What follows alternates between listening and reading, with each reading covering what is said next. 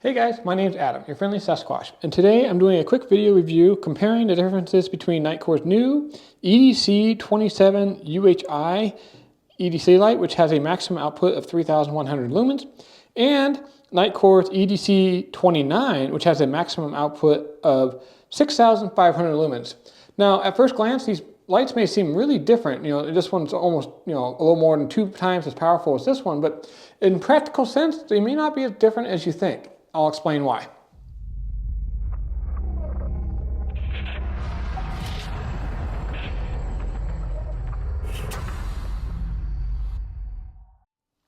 As I go through this video review, I'm going to do my best to keep the EDC27 UHI on the left-hand side and the EDC29 on the right-hand side. Because they do look similar, it'd be pretty easy to get them mixed up. So on the right will always be the EDC29, and on the left will always be the EDC27 UHI.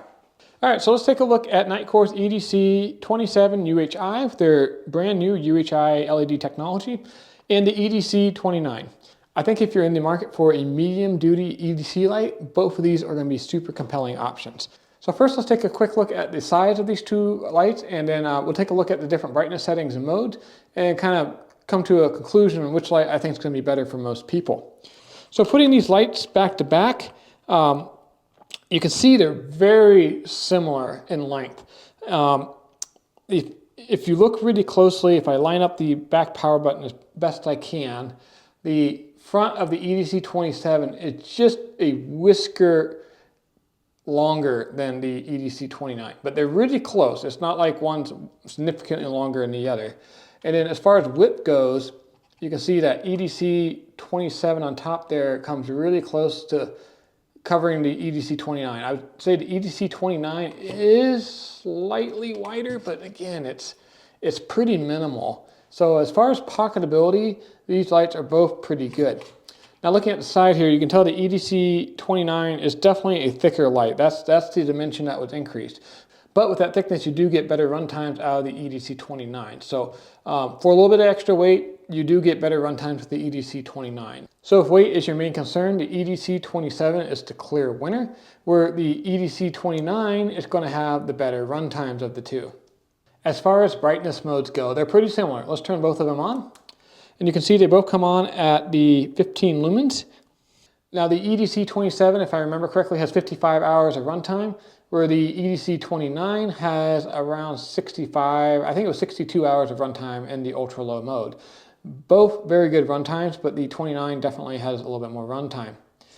Stepping up into low mode, the EDC27 is going to have a 65 lumens low mode, where the EDC29 has a 100 lumens low mode.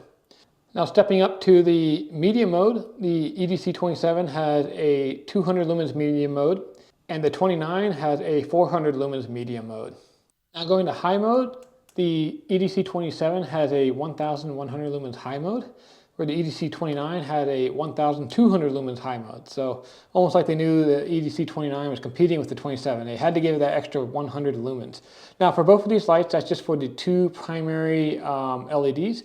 The EDC29 has 16 additional LEDs in addition to the two primary, and we'll talk about that with the lumen shield mode. Now for the custom modes, the EDC27 has a mode button here. A half press will put it into the 3100 lumens mode, and a full press will put it into strobe. Now at the EDC29, a half press will put it into the 3000 lumens mode, and a full press will put it into the 6500 lumens mode, which activates both the core LEDs and all 16 of the floodlight LEDs in the front, called lumen shield. Now in that mode, this light will overheat rather quickly, but that's okay. It just steps down in power, and then use the meter on the front to see how much runtime you have left before you reactivate it. Both of these lights can be recharged in 1 hour and 15 minutes, which I consider to be really good. Another difference between these two lights is the pocket clips are just a little bit different. The EDC27 is a little bit higher up on the body, giving you a deeper carry, where the EDC29 is a little bit lower on the body, so it's not going to have as deep of a carry. Looking at the back here, you can see it a little bit better. This one's just shifted down a little bit more. Neither of these I would consider to be super deep carry pocket clips, but they are both removable. If you want to remove the pocket clip, that is an option. We kind of talked about it a little bit already, but let's just take a closer look. On the EDC27, we have two UHI LEDs, which are very efficient. And the reflectors are nicely textured. It's going to give a pretty good kind of even hotspot. Where the UHI29, the 3000 lumen setting will only light up the 2 core LEDs, and then the 6500 lumen setting will light up the 16 additional LEDs that are around the 2 core LEDs themselves, for a total of 18 LEDs, or 9 for each cluster. So the front of these lights are a little bit different. I would say the EDC27 and the EDC29 are about the same as far as kind of spotlight or searchlight mode, because they put about the same number of lumens out when it's just the 2 LEDs in the front lit up, with the 27 being 3100 lumens and the 29 being 3000 lumens even. But the EDC29 really pulls ahead when you use the lumen shield mode with the full press of the custom button, and that's where you get that floodlight function. The EDC27 does not have that. However, if you don't really want a floody light, the EDC27, you don't really lose anything there. One other difference I want to point out between these two lights is the EDC29 has a tactical or physical lockout button. When you push it up, the light is fully locked out, so the power button and the custom button do not function. You flick the switch the other direction and the light works. So I like that because if you're under stress or something, it's kind of like a pocket knife. It's super easy to figure out. Compared to the EDC27, to get into lockout mode, you have to first turn the light on, then you press and hold the power button until the light goes into lockout mode. And then to get out of lockout mode, you have to short press, then long press the power button. After a few minutes, the light will be unlocked and ready for use. Okay, so that was kind of my quick and dirty overview between NiteCore's new EDC27 UHI and the EDC29. Who do I think these lights are for?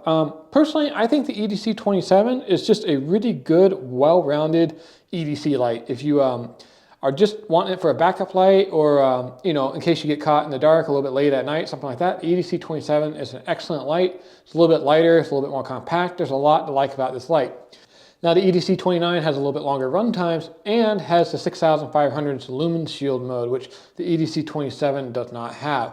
If you want the absolute most power you can pack into a low profile light like this, the EDC29 is definitely going to be your option. Thanks for watching. I hope you enjoyed this video. If you did, hit that like button below. It helps the channel a lot. And don't forget to hit the subscribe and bell icon so you're the first to be notified when I release new videos just like this one. Cheers!